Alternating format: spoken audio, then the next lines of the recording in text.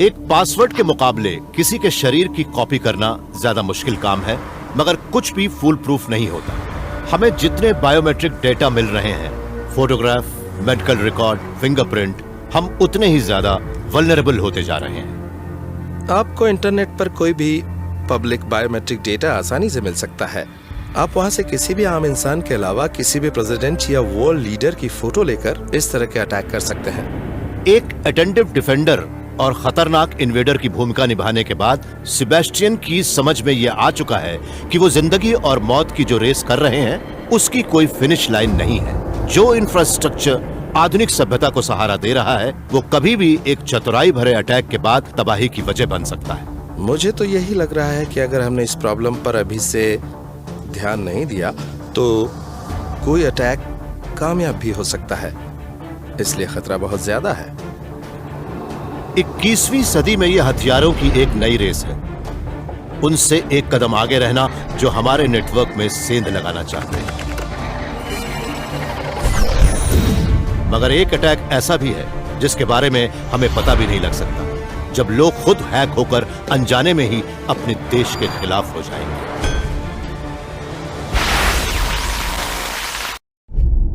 अगर कोई अमेरिका जैसी सुपर पावर को घुटनों पर लाना चाहता हो तो वो कहां हमला करेगा? हम तो यही कहेंगे कि वो उसके फाइनेंशियल और मिलिट्री नेटवर्क पर हमला करेगा। मगर आज इंसान के शरीर को भी हैक किया जा सकता है। क्या हमारे नए हाईटेक मेडिकल डिवाइस आतंकवादियों को नए मौके दे रहे हैं? क्या वो ऐसी सेना बना रहे हैं जो अनजाने में ही हमला कर सकती है?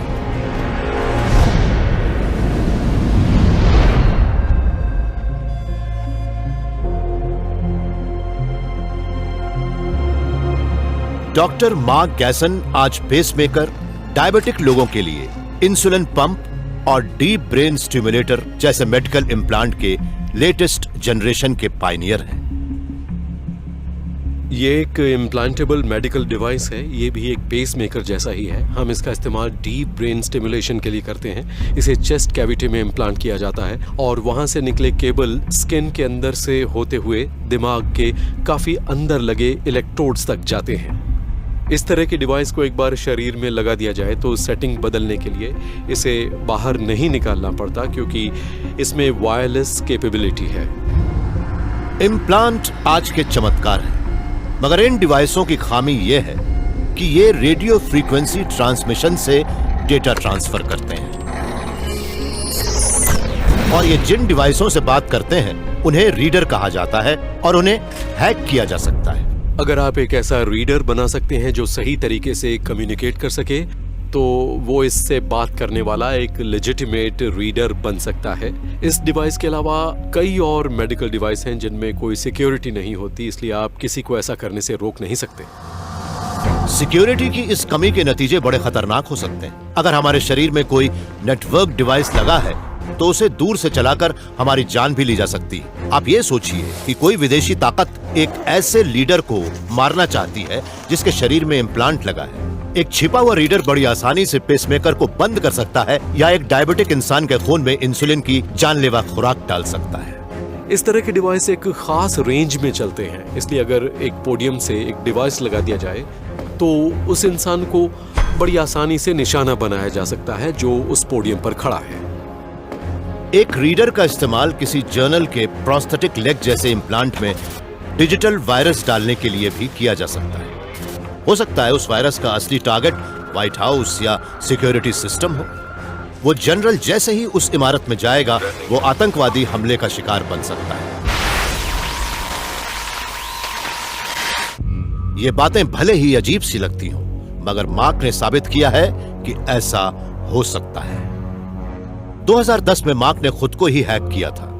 उन्होंने अपने शरीर में एक रेडियो फ्रीक्वेंसी ट्रांसपॉन्डर लगा लिया, इसके जैसा, अपने हाथ में। इस माइक्रोचिप में वो पर्सनल इंफॉर्मेशन और पासकोड थे जिनसे इस लैब के सिक्योरिटी डोर खुल सकते थे।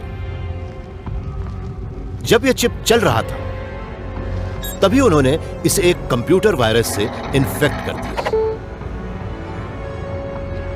अपने डिवाइस को वायरस से इन्फेक्ट करने का मतलब था कि जब मैं उस इमारत के अंदर जाऊंगा वो इमारत मेरे डिवाइस में मौजूद वायरस को रीड कर लेगी और वो उसे उस सिस्टम तक ट्रांसमिट कर देगी जिससे उस इमारत के अंदर जाने के सारे कंट्रोल चल रहे हैं।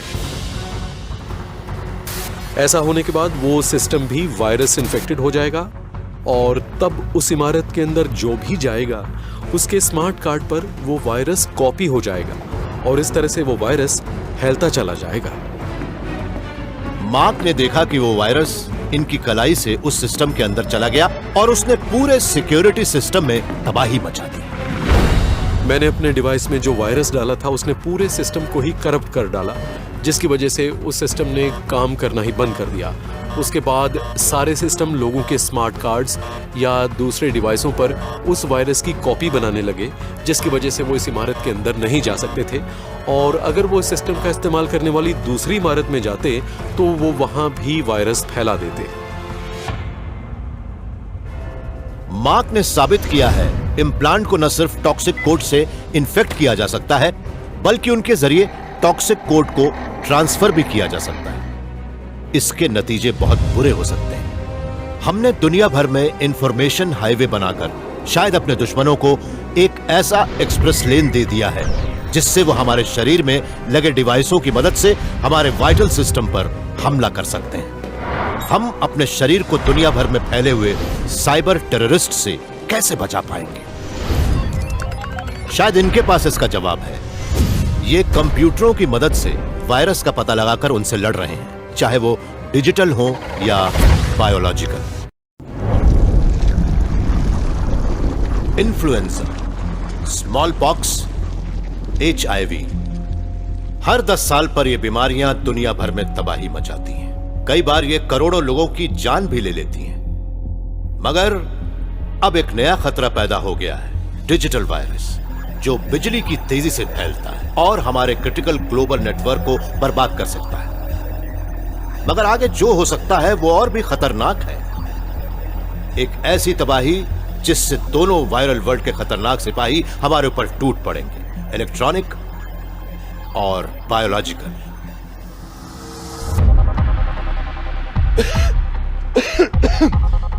जीरो डे, वो दिन जब एक खतरनाक वायरस दुनिया में आ जाएगा। हमें अगर जीरो डे की जानकारी ना हो तो हमारी तबाही तय है, भले ही वायरस बायोलॉजिकल हो या डिजिटल। क्या कोई ऐसा तरीका है जिससे इन खतरों को फैलने से पहले ही रोका जा सके? एलेक्स वेस्पिनियानी मानते हैं कि हां, ऐसा तरीका है। एलेक्स नॉर्थ ईस्टर्न यूनिवर्सिटी में फिजिक्स, कंप्यूटर साइंस और हेल्थ साइंस के प्रोफेसर हैं। ये कंटेजियन, नेचुरल और इलेक्ट्रॉनिक के एक्सपर्ट हैं। मैंने शुरुआत डिजिटल वायरसों से की थी, लेकिन जब मैंने उन तकनीकों में समानता देखी जिनसे हम मैथमेटिकली ये बता सकते हैं कि वो वायरस कैसे फैलते हैं, तब मेरी दिलचस्पी बायोलॉजिकल वायरसों में भी बढ़ने लगी। एलेक्स की लैब में हर तरह के वायरस के हमलों पर नजर रखी जाती है और उनके खतरों को कम करने की कोशिश की जाती है। 2009 में H1N1 नाम के एक फ्लू वायरस ने मेक्सिको सिटी में तहलका मचा दिया था। वो कैसे और कब फैलेगा, इसका पता लगाने के लिए एलेक्स ने अपनी टीम के साथ एक पावरफुल प्रोग्राम बनाया था, ग्लीम यानी global epidemic and mobility model. Gleam ने दुनिया के 700 करोड़ लोगों को मॉडल लेकर यह अंदाजा लगाया था कि वो कैसे इंटरैक्ट करेंगे। कंप्यूटर पर हमने एक ऐसे शख्स को लिया जो मेक्सिको सिटी से एक विमान पर सवार होता है, जिसे हमने कंप्यूटर पर ही सिम्युलेट किया था और ये माना कि वो वायरस का कैरियर है, तो उससे वो बीमारी दुनिया के दूसरे हिस्सों में भी फैल सकती है। हमने उन सिम्युलेशन को बार बार दोहराया, कई बार दोहराया, और उससे ये अंदाजा लगाया कि आने वाले दिनों में उस महामारी का क्या पैटर्न हो सकता है। ग्लीम ने यह अंदाजा लगाया था कि H1N1 फ्लू पैंडेमिक कब दुनिया के अलग अलग हिस्सों में अपने चरम पर होगा। एलेक्स ग्लीम की ही मदद से कंप्यूटर वायरसों के आउटब्रेक का भी अंदाजा लगा रहे हैं। जब वो इस फील्ड में नए नए आए थे, तब डिजिटल और बायोलॉजिकल वायरस इन्फेक्शन के एक ही रास्ते पर चल रहे थे। एक वायरस एक इंसान से दूसरे इंसान तक या एक मशीन से दूसरी मशीन तक फैल रहा था। उस महामारी का पता लगाने में कई हफ्ते या कई महीने लग जाते थे। बाईं ओर वो वायरस है जो किसी के संपर्क में आने पर फैलता है, और यहाँ आप देख सकते हैं कि ये वायरस तब फैल रहा है जब लोग उसके संपर्क में आते हैं और एक दूसरे को छूते हैं। इसमें थोड़ा वक्त लगता है। बायोलॉजिकल वायरस तो इस तरह से फैलते हैं, मगर डिजिटल वायरस इबोला या इन्फ्लुएंजा के वायरस की तरह नहीं फैलते, बल्कि वो बिजली की तेजी से दुनिया भर में फैल जाते हैं। एक कंप्यूटर में आया वायरस करोड़ों कंप्यूटरों को इन्फेक्ट कर सकता है, जबकि किसी को उसका पता भी नहीं लग पाएगा। दाईं ओर वो वायरस है जो वायरलेसली फैलता है, मेरा मतलब इंटरनेट के जरिए। इसे किसी के संपर्क में आने की जरूरत नहीं पड़ती, ना ही इसे बीमारी फैलाने के लिए किसी कैरियर की जरूरत पड़ती है। इससे फैलने वाली बीमारी टेलीपोर्ट होती है, और आप भी देख सकते हैं कि कुछ ही मिनट में ये वायरस बहुत दूर दूर तक फैल जाता है और फिर उससे एक बहुत बड़ा धमाका होता है।